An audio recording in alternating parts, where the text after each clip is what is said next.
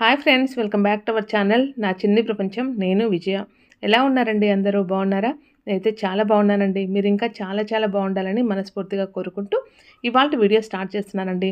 ఇవాల్టి video start చేసే ముందు మీరు కనుక కొత్తగా ఛానల్ని చూస్తున్నట్లయితే ఛానల్ని సబ్స్క్రైబ్ చేసుకొని పక్కనే ఉన్న బెల్ సింబల్ని కూడా యాక్టివేట్ చేసుకున్నారనుకోండి, నేను ఏ కొత్త వీడియో అప్లోడ్ చేసినా నోటిఫికేషన్ అయితే మీకు వస్తుంది. మీరు అక్కడి నుంచి వీడియో చూడొచ్చు అనమాట. ఇక వీడియోని లైక్ చేయండి. మీరిచ్చే ఒక్క లైక్ ఇలాంటి వీడియోస్ చాలామందికి రీచ్ అయ్యే ఛాన్స్ ఉంటుంది కాబట్టి వీడియోని లైక్ చేసేసి వీడియోని అయితే కంటిన్యూ చేయండి. మార్నింగ్ గార్డెన్లోకి వెళ్ళానండి, మొక్కలకు నీళ్లు వేద్దామని చెప్పేసి. ఈ గార్డెన్లోకి వెళ్ళింది కొంచెం లేట్గా, అంటే ఎర్లీ మార్నింగ్ వెళ్ళలేదులేండి. పిల్లలు స్కూల్కి వెళ్ళిపోయిన తర్వాత నేను వెళ్ళానమాట. కానీ చాలా బాగా అనిపిస్తుందండి మార్నింగ్ అలా కొంచెం నేచర్తో పాటు మనం మింగిల్ అయ్యామనుకోండి, ఎంత హ్యాపీగా ఉంటుందో. చాలా ఫ్రెష్గా ఉంటుంది. అక్కడక్కడ కొన్ని కూరగాయలు కూడా వచ్చాయి, పూలు వచ్చాయి. అలా చూస్తూ ఉంటే కిందికి రావాలనిపించదండి, గార్డెన్లోనే ఉండాలనిపిస్తుంది. నేనైతే అక్కడ పని చేసుకుంటూ ఉంటే మా వారైతే మొక్కలకు నీళ్లు పెడుతున్నారు. మొక్కలైతే చాలా బాగున్నాయండి. ఎండలు పెరుగుతున్నాయి కదా, ఎండల్లో మొక్కలను రక్షించుకోవడం అంటే కొంచెం టాస్కే అనిపిస్తుంది. కానీ ఏం చేద్దాం, చూద్దాం ఎంతవరకు ఉంటాయో. ఇంకా ఆలస్యం చేయకుండా ఇవాల్టి బ్లాగ్ అయితే చూసేయండి. మార్నింగ్ లేచినప్పటి నుంచి నేను ఏమేం చేశాను, అలాగే హెల్తీగా ఎన్ని కోట్లు ఇచ్చినా మనకు దొరకని హెల్త్ని ఏ విధంగా మేము కాపాడుకుంటున్నాము అనేది ఇవాల్టి వీడియోలో మీతో షేర్ చేస్తున్నాను. మార్నింగ్ లేచిన తర్వాత నాకన్నా ముందే మా వాళ్ళు లేస్తారు కాబట్టి కొంచెం అలా లైట్లు వేసేస్తారు. కిచెన్లోకి వచ్చేసి నేను లైట్లు ఆన్ చేశానండి. మన కిచెన్లో కొత్త ఐటమ్ వచ్చేసింది. పెంగ్విన్స్ కూర్చున్నాయి చూడండి, గుడ్డు పట్టుకొని. ఈ స్టాండ్ అయితే తీసుకున్నానండి, మీషో నుంచి తెప్పించుకున్నాను. ఎంత ముద్దుగా ఉందో. ఇది ఎగ్ స్టాండ్ అండి, భలే ఉంది. ఇది మనం బాయిల్ చేసుకోవాలన్నా ఇదే కంటైనర్లో పెట్టేసుకొని ఈ విధంగానే బాయిల్ కూడా చేసుకోవచ్చంటండి. నచ్చి తీసుకున్నానమాట, మీషో నుంచి తెప్పించుకున్నాను. భలే ఉందండి, ఎగ్స్ పట్టుకొని కూర్చున్న పెంగ్విన్ లాగా అనిపిస్తుంది కదా, ఎంత ముద్దుగానో. ఇలాంటివి క్యూట్‌గా ఉన్నాయి కొనాలంటే నాకు చాలా ఇష్టమండి. అది కాక ఎక్కువ మనీ పెట్టాలన్నా నేను ఆలోచిస్తాననమాట. మనకు రీజనబుల్ కాస్ట్‌లో దొరికితేనే తీసుకుంటాను. ఈరోజు కిచెన్‌లోకి వచ్చేసి లైట్లు వేయంగానే ఏందో కొంచెం డల్‌గా అనిపించిందండి.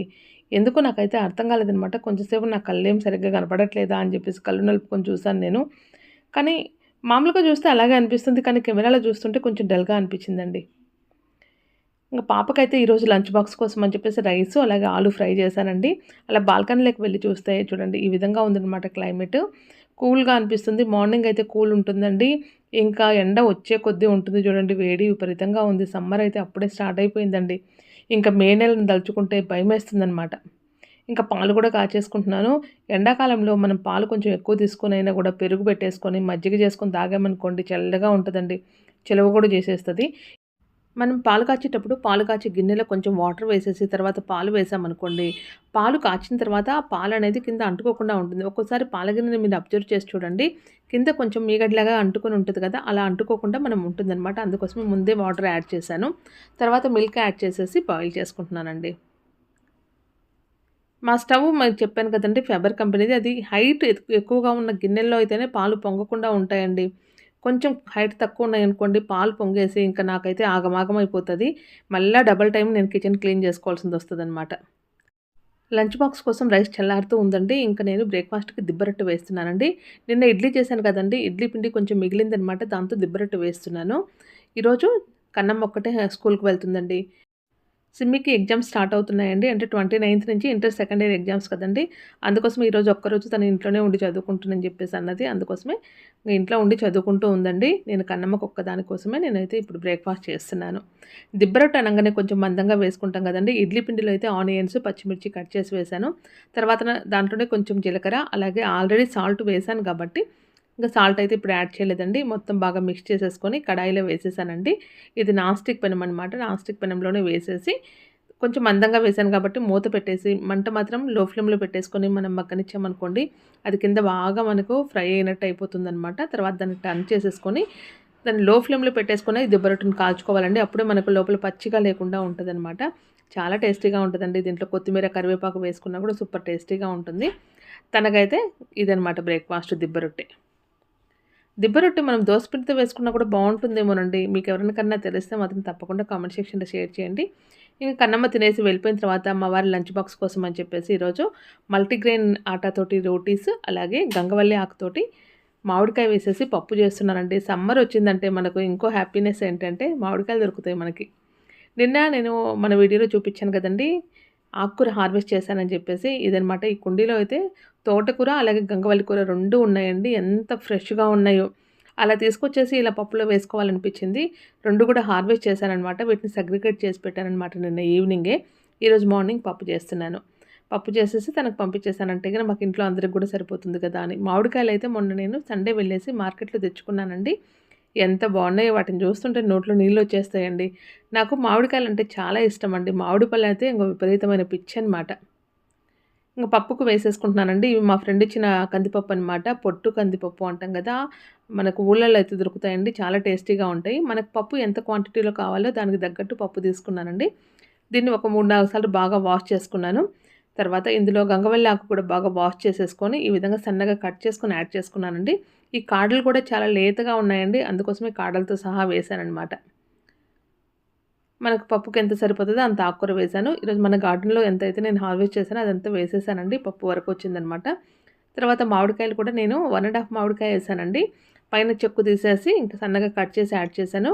ఒక బిగ్ సైజ్ ఆనియన్ కూడా కొంచెం పెద్ద ముక్కలుగా కట్ చేసి యాడ్ చేశాను. తర్వాత పసుపు యాడ్ చేశానండి. తర్వాత స్పైసీకి తగ్గట్టు మనము కారం యాడ్ చేసుకుంటున్నామండి. ఈ పప్పులో మిరప్పొడే మంచి టేస్ట్ ఇస్తుందండి. పచ్చిమిర్చి అంత టేస్ట్‌గా అనిపియదనమాట. అందుకోసమే నేను కారం అయితే యాడ్ చేశాను. ఇంక తగినన్ని వాటర్ కూడా యాడ్ చేసేసుకొని మనం మూత పెట్టేసి విజిల్స్ రానిచ్చుకోవడమే. కుక్కర్‌లో పప్పు చాలా ఈజీగా అయిపోతది గానండి, టేస్ట్ అయితే అంతగా అనిపిచ్చదు. కుండలో చేసినంత టేస్ట్ అయితే రాదండి. కానీ మన హడావుడి లైఫ్‌లో మనకు కుక్కరే మంచి బెస్ట్ ఫ్రెండ్ అనిపిస్తదనమాట. అవునా కాదా మీరే చెప్పండి. మూత అయితే పెట్టేసాననమాట. ఒక 2 నిమిషాలు ఆగిన తర్వాత విజిల్ పెట్టేసామనుకోండి పప్పు పొంగకుండా ఉంటుంది. 3 విజిల్స్ వచ్చేంత వరకు ఉంచేస్తే సరిపోతుందండి. బాగా మగ్గిపోతుంది.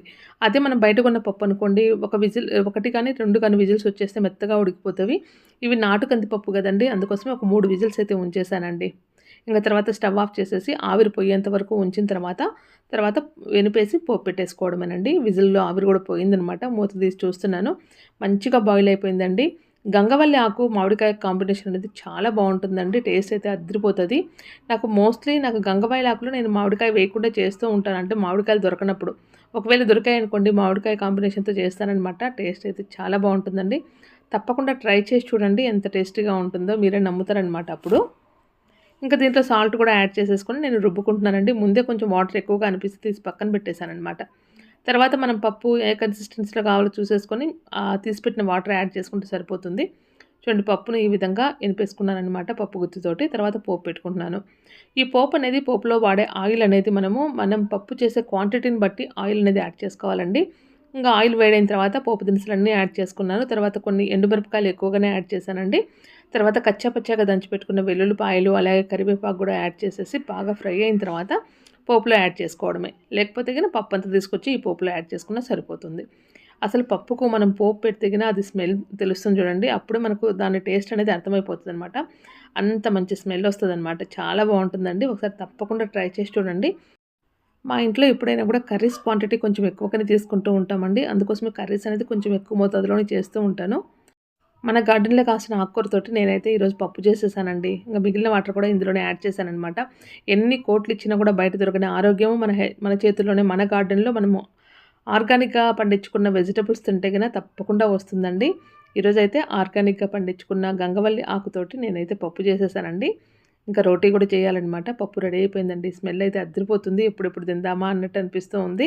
రోటీకి గానీ, అలాగే రాగి సంగటికి గానీ, రైస్‌కి గానీ మంచి కాంబినేషన్ అండి. ఎంత బావుంటుందో అసలు.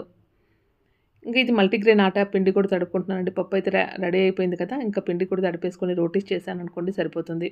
ఈరోజు మా బ్రేక్‌ఫాస్ట్‌కు అలాగే లంచ్ బాక్స్‌కు రెండిటికి ఈ ఆటాతోటి నేను చపాతీలైతే చేస్తున్నానండి. ఈ మల్టీగ్రెయిన్ ఆటా ఎలా చేశారని చెప్పేసి మొన్న మన సబ్స్క్రైబర్ ఒకరు కామెంట్ పెట్టారండి. ఏం లేదండి, అన్నీ ధాన్యాలుంటాయి గదా! అంటే గోధుమలు, జొన్నలు, సజ్జలు, రాగులు, అలాగే కొంచెం బార్లీ ఇవన్నీ ఏసేసి నేను మిల్లాడించుకున్నానండి. దీని రేషియో అయితే మాత్రము గోధుమల క్వాంటిటీ అయితే కొంచెం ఎక్కువగా ఉండేలా చూసుకొని, మిగతా ఐటెమ్స్ క్వాంటిటీ అయితే ఈక్వల్‌గా చూసుకున్నానండి. కానీ బార్లీ గింజలైతే మాత్రం ఒక పావు కిలో మాత్రమే తీసుకున్నాను. మొత్తం బాగా నేను ఎండబెట్టేసుకొని మిల్లాడిచ్చేసుకున్నానండి. చాలా టేస్టీగా ఉంటాయండి. ఇప్పుడైతే నేను పిండి తీసేసుకొని అందులో కొంచెం అయితే సాల్ట్ యాడ్ చేశానండి. సాల్ట్ యాడ్ చేసుకోకుండా చేసుకున్నా కూడా సరిపోతుంది. ఎందుకంటే మన కర్రీస్‌లో సాల్ట్ ఉంటది కదా! మోస్ట్‌లీ సాల్ట్ తగ్గిస్తే బావుంటుందండి. కానీ నాలాంటి వాళ్ళకు సాల్ట్ తగ్గించామనుకోండి గిర్రున చక్కరొచ్చి దిగిరి పడిపోతాను నేను. ఎందుకంటే నాకు లో బీపీ కూడా ఉంది కాబట్టి డాక్టర్ దగ్గరికి వెళ్ళేస్తే ఇంకా డాక్టర్ అంటారు, "ఉప్పు, కారాలు పెంచమ్మా" అంటారు. కానీ నేను ఉప్పు, కారం బాగా తింటాను. కానీ నా బీపీ అయితే పెరగట్లేదు. ఏంటో నాకు అర్థం కావట్లేదు అస్సలు. ఇంకొంచెం కొంచెం వాటర్ యాడ్ చేసుకుంటూ పిండి అయితే మనం చపాతీ ముద్దలాగా తడుపుకోవాలండి. వాటర్ మాత్రం చూసి యాడ్ చేసుకోండి. ఎందుకంటే ఇందులో వాడిన మన ధాన్యాలు ఏవైతే ఉన్నాయో జొన్నలు, అలాగే సజ్జలు, రాగులు కొంచెం వాటర్ తగిలినా కూడా మనం కలిపే కొద్దీ అందులో జిగురు బాగా ఉంటుంది కాబట్టి ఎక్కువసేపు కలిపామనుకోండి అది లూజ్ అయిపోతుందనమాట పిండి. అందుకోసమే వాటర్ చూసుకుని యాడ్ చేసుకోండి.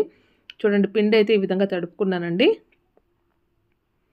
ఇప్పుడు మా బ్రేక్‌ఫాస్ట్‌కు మా వారికి లంచ్ బాక్స్‌కి అనమాట. ఇంక తర్వాత మనకు కావాల్సిన సైజులో చపాతీలు ఒత్తుకోవడమేనండి. చూడండి ఇక్కడైతే ఒక రౌండ్ చేసి చూపిస్తున్నాను. ఇలా మనం రౌండ్ చేసడం కోసం ఇలా నలుపుతూ ఉంటేనండి పిండి అనేది చాలా సాఫ్ట్‌గా అయిపోతుందండి. చూస్తున్నారు కదా! ఈ విధంగా అయిపోతుంది. ఇప్పుడు వీటిని మనం చపాతీలాగా ఒత్తేసుకొని కాల్చుకోవడమే. కానీ మనం మామూలు చపాతీలు కాల్చేదానికన్నా కూడా ఈ మల్టీగ్రెయిన్ ఆటాతో కాల్చే చపాతీలు కొంచెం ఎక్కువ టైమే తీసుకుంటాయండి. లేకపోతే లోపల పచ్చి పచ్చిగా ఉంటాయన్నమాట. ఫస్ట్ మాత్రం ఆయిల్ అప్లై చేశామనుకోండి చపాతీలు చాలా పచ్చిగా ఉంటాయండి. అందుకోసమే మనకు బాగా కాలిన తర్వాత మాత్రమే మనం ఆయిల్ అప్లై చేసుకోవాలనమాట.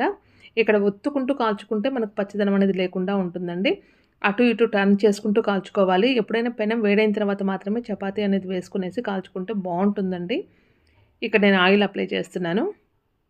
ఇది లంచ్ బాక్స్ కోసం ఆయిల్ అప్లై చేస్తానండి. ఇంట్లో బ్రేక్‌ఫాస్ట్ చేసేటప్పుడైతే ఆయిల్ అప్లై చేయకుండా డైరెక్ట్‌గా అలాగనే కాల్చేసుకొని తింటామనమాట. టేస్ట్ చాలా బావుంటాయండి. చూడండి ఈ విధంగా మనకు ఎన్ని కావాలో అన్ని రెడీ చేసేసుకొని మనము సర్వ్ చేసేసుకోవడమే. పప్పు కూడా రెడీ అయిపోయింది కదండీ! ఇప్పుడు మా వారికి బ్రేక్‌ఫాస్ట్ కూడా ఇస్తున్నాను. మా వారు రెడీ అయిపోయారండి డ్యూటీకి వెళ్ళడం కోసము. పప్పు అలాగే నిన్న పెట్టాను కదండీ పండు మిరపకాయల పచ్చడి అదనమాట. కాంబినేషన్ చాలా బావుంటుందండి. రైస్‌లో కూడా ఈ 2 కాంబినేషన్ అదిరిపోతది. ఈ పండు మిరపకాయల పచ్చడి ఎలా పెట్టారు? చింతపండు యాడ్ చేశారా? అని చెప్పేసి నిన్న ఒక సబ్స్క్రైబర్ కామెంట్‌లో పెట్టారండి. ఇందులో చింతపండు యాడ్ చేశాను, టమాటో కూడా యాడ్ చేశానండి. ఈ రెసిపీ ఆల్రెడీ మన ఛానల్‌లో ఉంది. అందుకే నేను రెసిపీ అనేది పోస్ట్ చేయలేకపోయాను. ఆ రెసిపీ లింక్ అనేది నేను డిస్క్రిప్షన్‌లో ఇస్తాను. తప్పకుండా చెక్ చేయండి. నచ్చితే మాత్రం మీరు కూడా ట్రై చేసి చూడండి. మా బ్రేక్‌ఫాస్ట్ అయితే ఇదండి. పప్పు అలాగే మల్టీగ్రెయిన్ ఆటాతో చపాతీస్, పచ్చడి అనమాట. ఈ కాంబినేషన్ మీలో ఎంతమందికి ఇష్టమండి? మాకైతే చాలా ఇష్టమండి. మా గార్డెన్‌లో పండించుకున్న గంగవాయిల ఆకుతోటి ఆర్గానిక్‌గా పండించుకున్న దాంతోటి మా హెల్త్ అయితే ఈ విధంగా కాపాడుకుంటూ ఉంటామండి. మోస్ట్‌లీ మేము ఇంతకుముందు అపార్ట్మెంట్‌లో ఉన్నప్పుడైతే చాలా ఇష్టంగా ఉండేది. కానీ అపార్ట్మెంట్‌లో అలో చేసేవాళ్ళు కాదు కదండీ! అందుకోసమే సొంత ఇల్లు వచ్చిన తర్వాత మనకు నచ్చినట్టు మనం కూరగాయలు పెంచుకుందామని చెప్పేసి గార్డెన్ మెయింటైన్ చేస్తూ ఉన్నాము. చూస్తున్నారు కదా! మన గార్డెన్‌లో వచ్చిన కొన్నైనా కూడా హెల్తీగా పండించుకుంటున్నాం కాబట్టి ఒక సాటిస్ఫాక్షన్ అయితే ఉంటుందండి. ఇదే ఫుడ్డు ఆర్గానిక్ అని చెప్పేసి బయట చెప్తూ ఉంటారు కదండీ! అది కొంటూ ఉంటాము, తింటూ ఉంటాము. అది ఎంత ఆర్గానికో మనకైతే తెలీదు. కానీ మన కళ్ళ ముందే మనం ఆర్గానిక్‌గా పండించుకున్న ఆకుకూరలతోటి గానీ, కూరగాయలతో గానీ వంట చేసుకుంటే ఆ సాటిస్ఫాక్షన్ డిఫరెంట్‌గా ఉంటుంది కదండీ! అదనమాట. ఇంకా మా ఇంట్లో ఆరో పాడైపోయిందని చెప్పాను కదండీ! మొన్న క్యాంటీన్‌కెళ్ళినప్పుడు అక్వాగార్డ్ తెచ్చుకున్నాననమాట. ఈరోజు ఇన్‌స్టలేషన్ కోసం వచ్చారు. 3 రోజుల నుంచి పోరాడుతుంటే ఈ రోజుకొచ్చారండి ఇన్‌స్టలేషన్ చేయడం కోసము. ఒక బాధైతే తీరిపోయిందండి. ప్రతిరోజు మా వారు ఒక బాటిల్ తీసుకొనేసి ఎళ్ళేసి ఆరో వాటర్ తెచ్చేవాళ్ళు బయట నుంచి. మా వారికి కూడా ఒక రిలీఫ్ అనేది దొరికిందన్నట్టే అనమాట. మేము వుడ్ వర్క్ చేసేటప్పుడే ఈ ఆరో పాయింట్ కోసం మనము ఒక కప్‌బోర్డ్ అయితే సెపరేట్‌గా పెట్టించుకున్నామండి ఇక్కడనమాట. మన సింక్ పైనే ఉంటుంది ఎగ్జాక్ట్‌గా. లోపల ఆరో ఫిక్స్ చేసేసుకొని మనం కబోర్డ్ క్లోజ్ చేసామనుకోండి యాజ్ ఇట్ ఈజ్ కబోర్డ్ లాగానే అనిపిస్తుంది కదండీ! చాలా బావుంటుందనమాట. మనం వుడ్ వర్క్ చేసేటప్పుడే ఇలాంటి ప్లాంట్స్ అన్నీ యూజ్ చేసేసి మనము ఇల్లు అనేది ఇంటీరియర్ చేయించాం కాబట్టి టెన్షన్ లేకుండా అయిపోయిందండి. ఇల్లు అందంగా కనిపించడం కోసం ఏదో ఒకటి చేస్తూనే ఉంటానండి. మనీ ప్లాంట్స్ కొంచెం డల్ అవుతున్నట్టు అనిపిస్తున్నాయి. వాటర్ అయితే వేయాలండి ఇప్పుడు. ఇంకా ఆరో ఫిక్స్ చేశాను చూడండి. ఇంతకుముందు మా ఇంట్లో ఉన్నది కెంట్ అనమాట. అది పాడైపోయింది.